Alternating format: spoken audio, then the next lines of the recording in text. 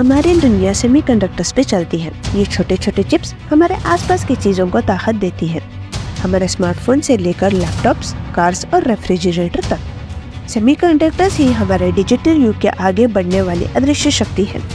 चलो इस वीडियो में समझते हैं कि कैसे सेमीकंडक्टर्स एक इम्पोर्टेंट रोल प्ले करता है इंडिया को आगे बढ़ने के लिए। आज हम बात करेंगे सेमीकंडक्टर्स के बारे में, जो हमारे फ्यूचर को नया डायरेक्शन दे रहा है। 2029 तक इंडिया सेमीकंडक्टर का पावर हाउस बनना चाहता है। इंडिया चाहता है कि वो one of the world's top 5 producers में एक हो। One of the top 5 in 5 years एक एम्बिशियस टारगेट है। ये टारगेट अचीव करना इज अ वर्थ चेजिंग। आज की हमारी दुनिया में हर मॉडर्न गैजेट रन करता है चिप्स की मदद से। बट चिप प्रोडक्शन कोई आसान प्रोसेस नहीं है और मुट्ठी भर कंपनीज ही कंट्रोल करती है सारे supply chips to the whole world. ये अब इंडिया बदलने वाला है, क्योंकि global supply chains are being remade. India एक यूनिक पोजीशन में है इसको कैपिटलाइज करने के लिए। यूनाइटेड स्टेट्स इसमें साथ देगा हमारा। ये पहल यूएस की तरफ से है, आज हम एड्रेस करने जा रहे हैं। ये new chip partnership run by state department of US. इसमें 7 कंट्रीज मेंबर है: Costa Rica, Indonesia, Kenya, Mexico, Panama, Philippines and Vietnam. आज इंडिया इसमें एक पार्टनर बन चुका है। इससे हमारे देश को क्या फायदा होगा, आइए समझते हैं। इनिशियली अमेरिका के इन्वेस्टमेंट से इंडिया सेमीकंडक्टर इकोसिस्टम बनेगा। अमेरिका प्रोबेबली 2 एरिया में फोकस करेगा। पहला होगा सेमीकंडक्टर असेंबली, जहां इंडिया सारे पीसेस को असेंबल करेगा एंड फाइनल चिप को टेस्टिंग करेगा and then shipping into the rest of the world. The second focus of area है training and sharing technology. Actual investment में तो थोड़ा टाइम लग सकता है to materialize things, then they will start some assessments. Basically हमारी India current chip ecosystem को हमें एनालाइज करना पड़ेगा। आसान भाषा में समझे तो हमें पहचानना होगा कि इन्वेस्टमेंट कहाँ करनी चाहिए और हमारे लूपहोल्स क्या है। इंफ्रास्ट्रक्चर और वर्कफोर्स डेवलपमेंट कब इम्प्लीमेंट करना है। This things are done, then US will finalise joint initiatives. US की तरफ से हमें हर पॉसिबल सपोर्ट मिलेगा, since chip manufacturing is not an easy task. ये एक हाईली मुश्किल प्रोसेस है। पहला स्टेप है डिजाइन, जिसमें ये सालों लग सकते हैं। एक पावरफुल चिप बनाने के लिए और रास्ता काफी कठिन है। चलो समझ लेते हैं कि हमारे पास डिजाइन भी तैयार हो गया, लेकिन तब भी हमें ऐसी कोई कंपनी को अप्रोच करना पड़ेगा जो प्रोप्राइटर होगा इस टेक्नोलॉजी का। हमारा अगला कदम उस कंपनी को अप्रोच करना होगा। Only then we can go ahead and start design process and next step is to manufacture chip and उसके लिए हमें fabrication unit चाहिए होगी।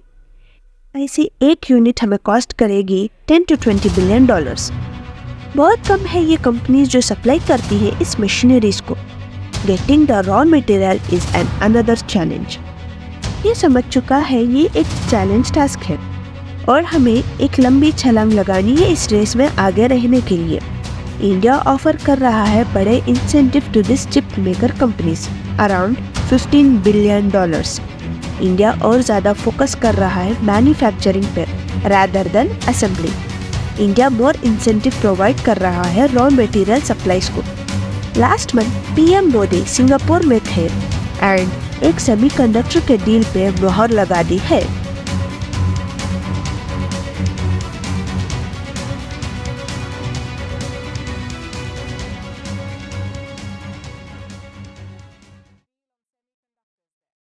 हम बहुत एग्रेसिवली सेमीकंडक्टर के क्षेत्र में जा रहे हैं। अब तक करीब 5 कंपनियां ऑलरेडी अपना काम शुरू कर चुकी हैं। आगे भी औरों की संभावनाएं हैं और हम पूरी इकोसिस्टम को लाने वाले हैं। हम कोई एक छोटा सा टुकड़ा एक आध हिस्सा करके अटकने वाले नहीं है।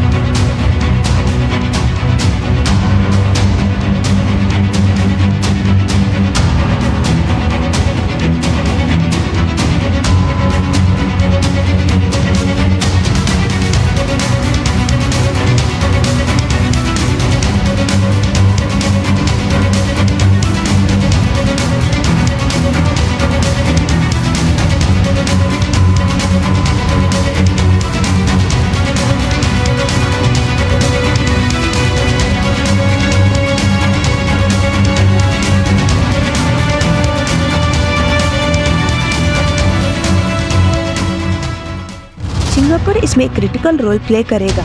It makes 10% of the world's chips and around 20% of the semiconductor manufacturing equipments. 15 में 9 कंपनी सिंगापुर से है, from design to manufacturing, testing and shipping. Singapore हमारे लिए वैल्यूबल पार्टनर बनेगा. आज हमारे इंडियन सेमीकंडक्टर इकोसिस्टम की वैल्यू है अराउंड $20 बिलियन. 2028 तक इसकी वैल्यू 80 बिलियन तक जा सकती है.